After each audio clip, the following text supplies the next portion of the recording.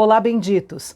No versículo 6 do capítulo de hoje, o Senhor diz que livraria tanto Ezequias quanto Jerusalém das mãos do rei da Assíria. Isso nos esclarece que o acontecimento deste capítulo se deu antes da segunda tentativa do exército assírio invadir Jerusalém, que nós vimos no capítulo passado. O capítulo começa dizendo que Ezequias adoeceu de uma enfermidade mortal provocada por uma úlcera. O profeta Isaías foi visitá-lo e, francamente, não foi o tipo de visita que um doente quer receber. Ele trouxe uma mensagem trágica. Ponha em ordem a sua casa, porque você morrerá, você não vai escapar. Na realidade, Deus foi bom com Ezequias, dizendo-lhe que sua morte estava próxima. Nem todas as pessoas têm tempo para colocar a casa em ordem, não é mesmo? Uma notícia dessas não é agradável em idade nenhuma, mas aos 39 anos de idade parece mais difícil de aceitar. Por isso, Ezequias dispensou o profeta Isaías, virou o rosto para a parede e derramou seu coração diante do Senhor em oração. Na nossa ótica, a oração de Ezequias pode quase soar ímpia, porque o seu foco está na autojustificação e em seus próprios méritos. É como se Ezequias orasse dizendo: Senhor, eu tenho sido um homem tão bom, mas o Senhor não está sendo justo comigo. Lembre-se de que fui um homem bom e me salve. Mas é importante entender que na antiga aliança este era um princípio válido para se aproximar de Deus. Passagens como Levítico 26 e Deuteronômio 28 mostram que a bênção ou a maldição eram enviadas por Deus com base na obediência ou na desobediência. No Salmo 15, Davi mostra claramente este princípio. Mas já na nova aliança, nós somos abençoados pelo princípio da fé em Jesus. O princípio de oração de Ezequias não é adequado para um cristão hoje. Hoje nós oramos em nome de Jesus, não em nome de quem somos ou do que fizemos. Prova disso é que encontramos orações parecidas com a de Ezequias várias vezes no Antigo Testamento, especialmente nos Salmos, mas não encontramos esse tipo de oração no Novo Testamento, porque a igreja baseia suas orações na justiça de Cristo.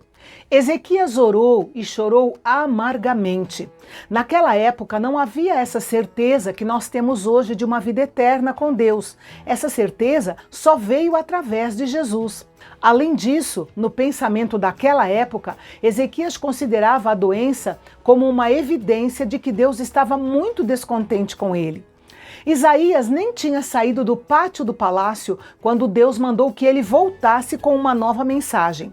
Deus respondeu à oração de Ezequias, dizendo a Isaías como curar o rei, aparentemente com uma pasta de figos, e também dando ao profeta duas promessas maravilhosas para transmitir ao rei. Primeiro, que ele teria mais 15 anos de vida e estaria adorando no templo em 3 dias. Segundo, que quando os assírios voltassem, o Senhor defenderia e livraria a cidade de Jerusalém. Lembrando que a doença de Ezequias ocorreu antes da segunda invasão do exército de Senaqueribe. Ao que tudo indica, se Ezequias não tivesse feito aquela oração, sua vida não teria sido estendida. Esse é um bom exemplo do princípio de que a oração é muito importante. Deus então deu ao rei Ezequias um sinal sobrenatural para lhe garantir que essas promessas se cumpririam. A sombra do relógio de Acaz, que era um grande relógio de sol, moveu para trás 10 graus ao invés de avançar, tornando aquele dia um dia mais longo. Depois disso, Merodach-Baladã, rei da Babilônia, enviou cartas e um presente ao rei Ezequias, pois ficou sabendo que ele tinha estado doente, mas havia se recuperado. Enviar cartas e presentes por mensageiros era um procedimento diplomático normal da Babilônia, no caso, mostrando preocupação com Ezequias como companheiro de realeza. Porém, isso foi mais do que uma visita diplomática. Foi também uma visita de cunho político, ou seja, atrair Ezequias para ser aliado de uma colisão contra a Assíria, pois a Babilônia desejava livrar-se do jugo da Assíria. Pelo fato de não haver compreendido inteiramente as intenções dos babilônios, Ezequias considerou uma grande honra ser visitado pelos oficiais do rei. Afinal, Judá era uma nação humilde, com pouco poder, e a Babilônia representava um império em ascensão, atrás apenas do Império Assírio.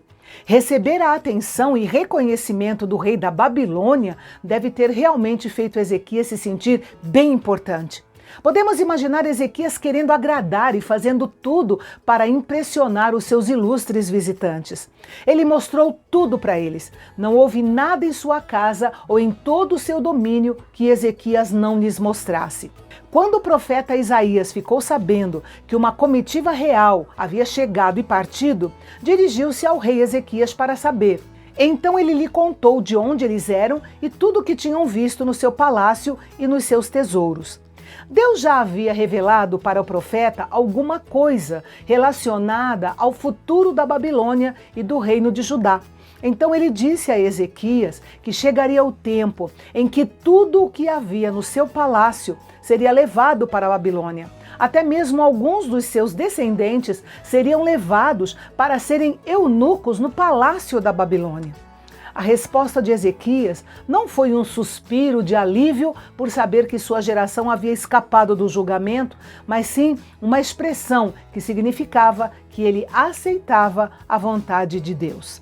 E assim, Ezequias morreu. Não há dúvida de que ele começou como um rei piedoso e, no geral, seu reinado se manteve assim. Como todos nós, Ezequias teve lapsos de fé e falhas, mas sem dúvida foi um dos maiores reis da história do povo de Deus.